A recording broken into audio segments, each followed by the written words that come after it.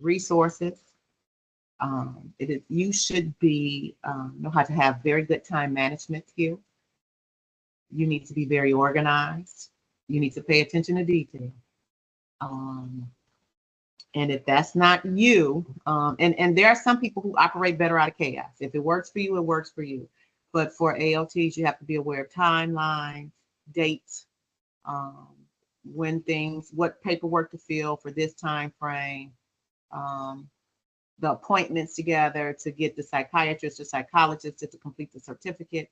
All of those things have to be done at the same time sometimes. So I would say you have to have to be very, very good with your time management. Otherwise, you'll be working a whole lot harder than what you need to do. I'm one who works smarter, not harder. And so, and I'm old school, so I still have a lot of papers and I set calendars and 2-day alerts, 15 minutes alerts. But it is the time management piece you have to have. And then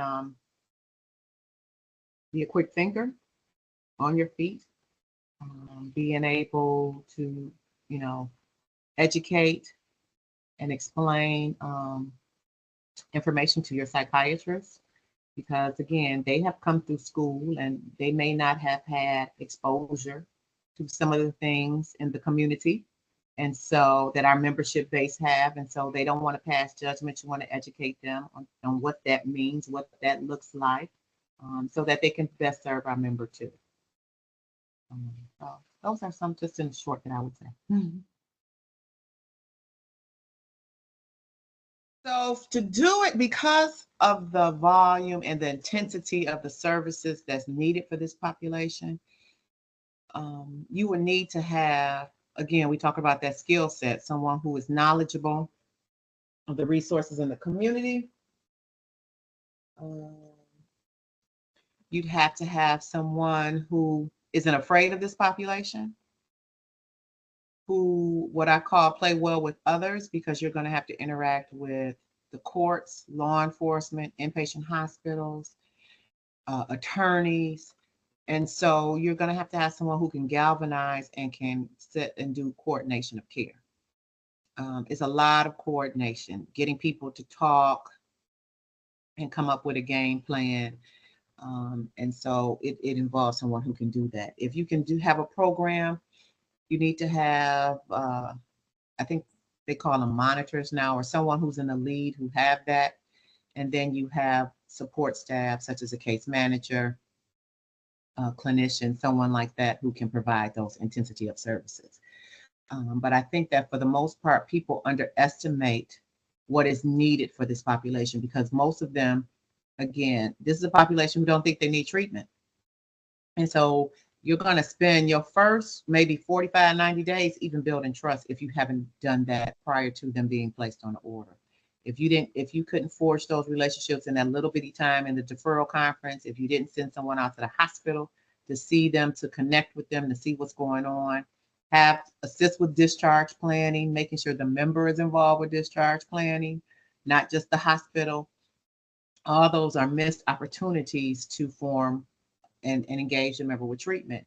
And so you have to have someone who is willing to go the extra mile. These aren't necessarily your traditional, it's almost like an act team. It's not your traditional 9 to 5 hours because crisis for this population doesn't take place during business hours. It's usually after hours.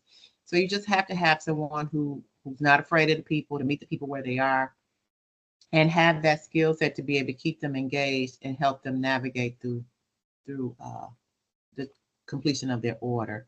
And if there is a setback or a pitfall, be able to, pick them back up, dust them off, and say, hey, let's keep moving. We had this downfall. Let's set some things up in place so that if it comes up again, we won't fall for it. Teaching them those coping skills, for those who are considered not guilty by reason of insanity. What were those risk mitigating strategies that happened when you committed this crime? What is it that we found you? Because for a lot of them, they have to change their whole lifestyle, their whole support system, who they thought was a support, which really isn't. It's a bunch of enablers or people who got their own matters and probably should be on the order or need some court involvement. They have to start anew. And for a lot of them, they don't know what that looked like. It is very fearful. And a lot of them don't, it's never been modeled. And so they learn to function in chaos. And so, what we're asking them to do is almost a misnomer.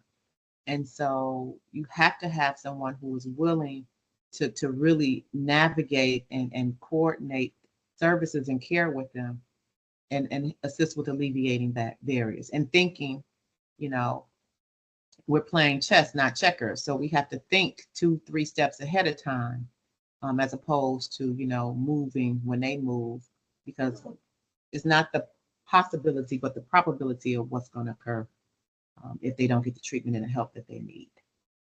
So it's you just have to make sure that the people who understand you need a small caseload. This is not a traditional caseload where you have 60, 70, 80 people. This is a very small, realistically, maybe 35 people on your caseload. And then depending on the severity of what their needs are, it may need to go down to 25 if we're going to assist them the way that it needs to be done. And so because it's your non-traditional way of providing services in our system, delivery of care service model, I think sometimes that is the opposition that people is like, well, I don't know if we can do this because we don't have the staff and all of that stuff. But to do it right in the ideal world, I would think you would need that. It is a process. Get you some good staff, train your staff, allow them to have smaller caseloads, get your community resource base, your in-house community resource base, get transportation together, what other incentives you can provide for them to keep them engaged, get you a dedicated psychiatrist or psychologist for this population so they can gain a rapport, train them on how to testify in court, train your staff, and help let it be the tool that it's intended to be, so that our members and customers can get the help that they need. Stay abreast in terms of the latest trends for both clinicians and psychiatrists in terms of medication. Reach out to your other resources in other counties, other states. This isn't just a Michigan. This is a national initiative in terms of for civil probate commitment orders and what's working there with them, so that you can gain some additional knowledge for the members and customers that we serve is here too. Make yourself a priority, and making sure you get what you need, that rest, relaxation, right? So that you can be refreshed and re-energize yourself so you can relaunch yourself with this population, because it's a lot. It is a lot. And most people didn't sign up to become in the field of social work to, they did sign up to hear people problems or whatever, but the magnitude, the intensity, and the frequency is a lot. And so you have to make sure that you take care of yourself and set those boundaries. And majority of population who I've always, they understand and respect boundaries, especially if you enforce them. So